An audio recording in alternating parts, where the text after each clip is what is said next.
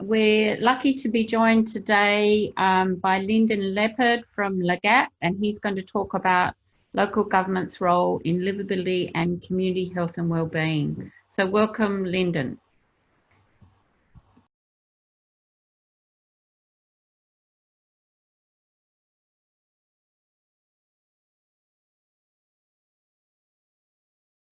You might need to unmute, Lynden.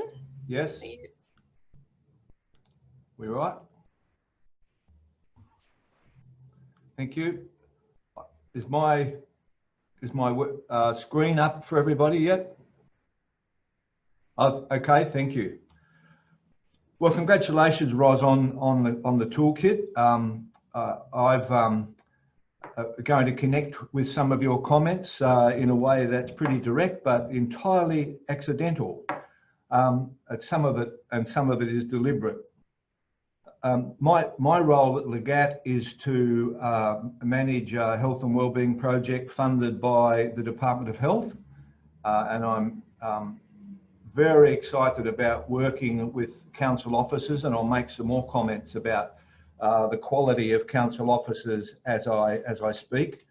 My background is in education and organisational culture, and I have to say that I haven't met a greater number of adaptive, energetic and community-focused people than I have in working with people in local councils. The other comment I'd make is that I am an older Tasmanian, and I want to just make the point that I applied for this job last year in March, and LGAT gave me an opportunity to contribute, and I'm very grateful to them for that. So last March, at the age of 67, I got back into the full-time workforce. So it's a very exciting time for me, and particularly relevant to be contributing to COTA's work.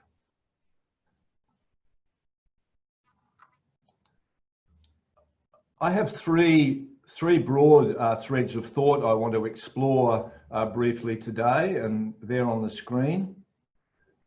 I won't read each of them separately, but I want to link some information about health and wellbeing in Tasmania as it particularly relates to local councils, link that a bit to the COTA toolkit, and talk about the some of the circumstances that influence how councils operate in the health and wellbeing programs territory.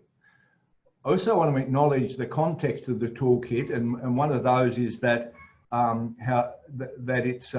its focus on influencing councils as part of a wider connected system, and I think that's done very constructively. I just want to make the point, and not that it's being not covered in the toolkit, but councils are part of a much wider connected system, and it's great to focus on councils, but I'll talk about how councils rely on others as we go through. The other point I want to just mention as context is the public policy context, and that we now have the Tasmania statement, working together for the health and wellbeing of Tasmanians. That's people in Tasmania have been working on this area of health in all policies for a long time, and the current government has, in fact, the page is signed by Minister Rockliff himself, and it's a government commitment to working together for health and wellbeing of all Tasmanians. So that's a very significant context for this work as well.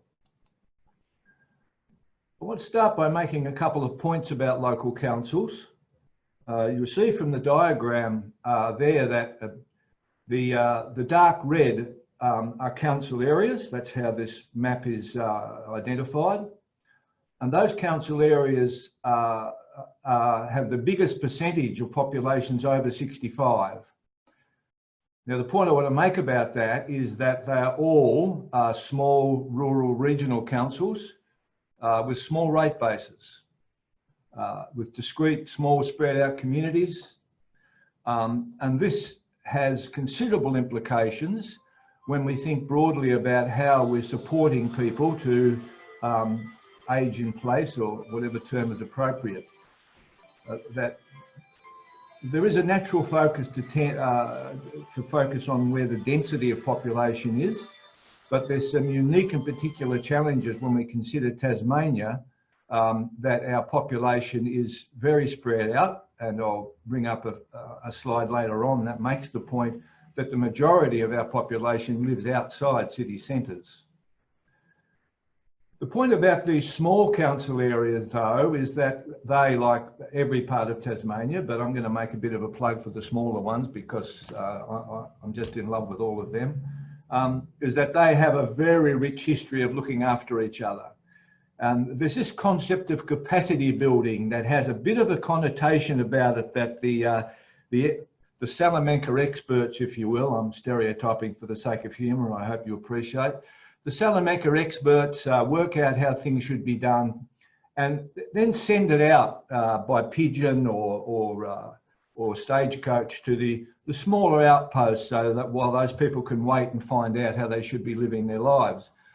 And of course, it's not like that, and we know it's not. But the thing that struck me in my 18 months in the job is that although I spent a lot of time teaching in small country towns, and perhaps I was too young to appreciate this, the cultural strength and experience that all those communities, particularly the ageing members of the communities, have to bring to solving problems in real and effective ways that work in their communities, has to be seen as a strength and a resource that's got to be used in any planning.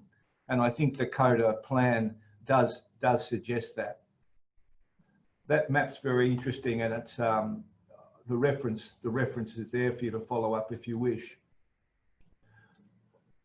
I want to also announce, and this is the accidental connection to something Roz has got in the kit, is that the University of Tasmania and Legat spoke some months about the need to focus on walkability in rural areas, and the wonderful Verity Clearland and several other people worked with us and took the lead, I must say, in the final application, but have been awarded over $500,000 to assess and improve walkability in Tasmania's regional and rural communities. So this is very exciting. And the particular thing I want to point out is the phrase in the third paragraph in blue.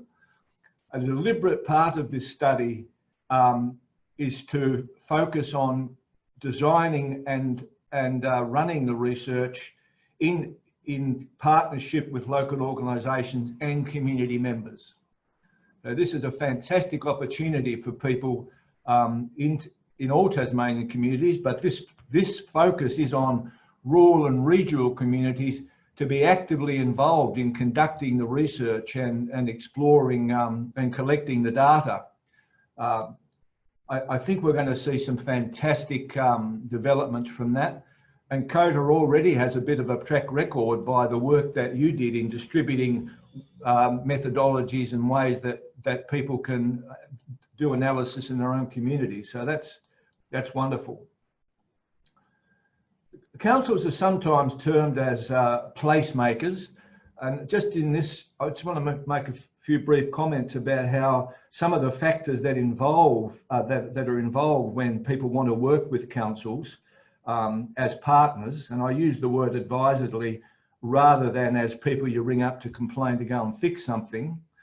I've talked earlier about ageing in some Tasmanian local areas. There are councils that have the greatest percentage of folks over 65. So a key question for working on livability is what does livability look like and feel like for them in those municipalities and areas, because that varies considerably across the state for cultural, geographic and economic reasons. So even a few sizes don't fit all. It's very much a unique response need. The other thing is to spend some time understanding councils. I'm going to hear some superb examples from reps from councils today, and I'm looking forward to that. The focus in my work is on is with council staff rather than elected reps. And so that's why I'm concentrating on the council staff. And they are an enormous resource who work often behind the scenes, but the people they work with know who they are. And it's my view as an outsider, they don't get enough recognition for the quality of the work they do. And I think they are an underappreciated resource, sometimes within their councils and certainly in the broader context of public policy.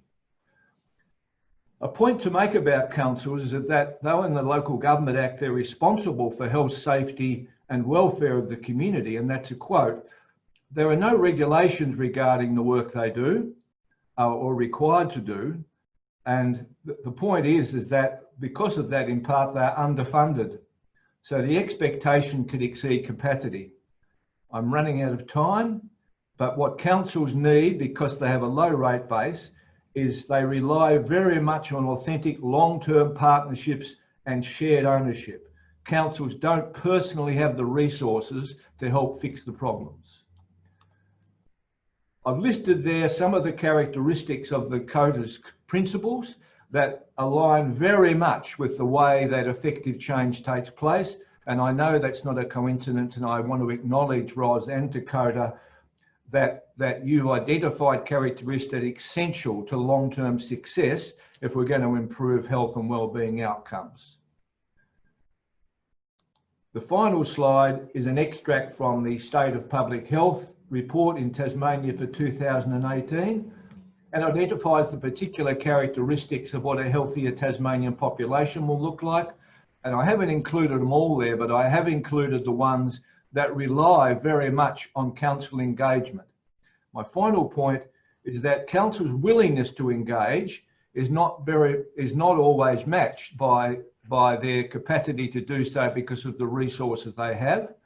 I don't just mean money, I also mean the resources of people who are prepared to not just require things to be changed, but to contribute actively to that. And I think your kit goes very, very clearly represents this idea of local community members being participating resources, just not recipients and consumers. So thanks very much to the opportunity to contribute. Sue? Thanks. Thanks very much, Lynden. That's great. And very timely, I think, that we have those conversations about health and wellbeing given the current environment.